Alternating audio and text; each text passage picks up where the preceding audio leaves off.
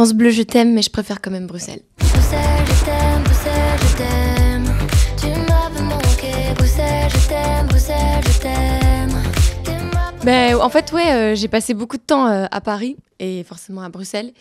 Et j'avais très envie d'écrire une chanson d'amour qui expliquait à quel point j'aime cette ville et puis j'aime les gens qui s'y trouvent aussi. Il faut savoir que cette ville, comme d'ailleurs le pays de la Belgique, c'est assez complexe malgré cette petite taille. Et il y a toujours un peu cette idée des deux langues qui forment une sorte de barrière. Or, Bruxelles est bilingue en fait, on y parle les deux langues. Mais forcément, il y a des néerlandophones, des francophones. Moi, je suis francophone, je ne suis pas complètement bilingue, mais je me débrouille. Et je trouvais ça important parce que Bruxelles, c'est la capitale de la Belgique. Et j'aimais bien l'idée de pouvoir aussi rendre hommage au flamand, qui est une langue qui est parlée par la moitié du pays. Et de montrer que finalement, c'est unique, on est plus fort. C'est même d'ailleurs important de le rappeler, quoi. Et j'aime bien aussi l'idée de pouvoir chanter en flamand dans les radios françaises. Bruxelles, c'est vraiment arrivé à un moment où l'humeur était pas trop à la fête, et c'était pendant le premier confinement. Et j'avais, je pense, besoin d'un peu avoir cet exutoire musical pour émettre plein d'énergie. Il y aura toutes sortes d'énergie dans la suite des événements, mais la première, l'envie, c'était de rester dans la légèreté. Les villes sont belles, mais moi je ne pense qu'à toi. Ce clip, c'est vraiment un voyage en fait. C'est vraiment l'idée d'imaginer un voyage entre Paris et Bruxelles, mais aussi dans l'idée entre une destination et une autre. C'était de montrer que parfois, il y a des choses qui passent très vite. Là, c'est 4 minutes de voyage entre la gare de Paris et puis on arrive à Bruxelles dans cette fin très dansante où on emmène tout le monde avec nous. En fait, j'adore cette idée du train parce que je trouve que le train, moi, ça me parle. En fait, on m'a toujours parlé de ce train qui passait, qu'il fallait prendre il y a quelques années quand tout démarrait pour moi et que je dois avouer que je comprenais rien à ma vie et que je me disais mais qu'est-ce que je dois faire? Et tout le monde me disait c'est comme si tu avais un TGV qu'il faut que tu le prennes. Et parce qu'en fait, un train, il y a un truc où c'est sur des rails et c'est un peu tout tracé, mais en même temps, il y a un truc où il y a des surprises, il y a des inattendus.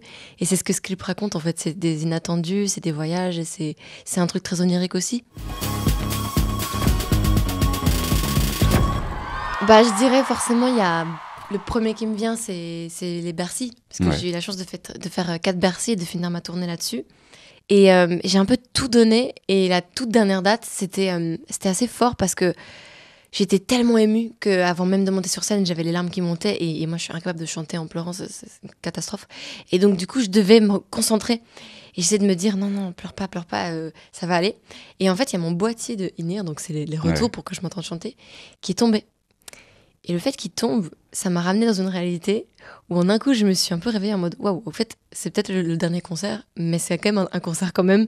Et les gens, ils ont droit à un spectacle aussi bon que la veille. C'est pas parce que je suis émue que je dois être submergée. Et donc, du coup, il y a quelqu'un qui est venu de la technique pour me remettre le boîtier. Il y a eu une sorte de grand moment de silence devant ces 18 000 personnes qui se demandaient quoi. Et en fait, c'est comme si ça m'avait ramené 3 ans avant dans les bars, en fait. Et il y avait cette même énergie, ce truc de tout peut arriver en fait, même le dernier soir de la dernière date du dernier concert, c'est en fait tout peut arriver et on n'est jamais tout à fait rien n'est acquis en fait. Et j'ai adoré ce concert parce que après cet événement-là, j'ai eu l'impression d'être hyper puissante parce que j'étais revenue un peu dans mon corps et j'étais un peu recentrée en mode ok, je suis là à l'instant présent, il faut que je le vive quoi.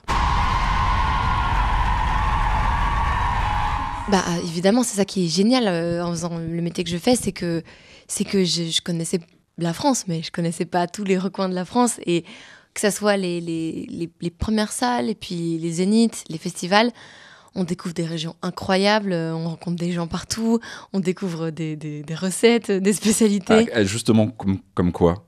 La moutarde de Dijon. Ah, yes. Je me souviens parce qu'il y a une salle à Dijon qui est peinte couleur moutarde.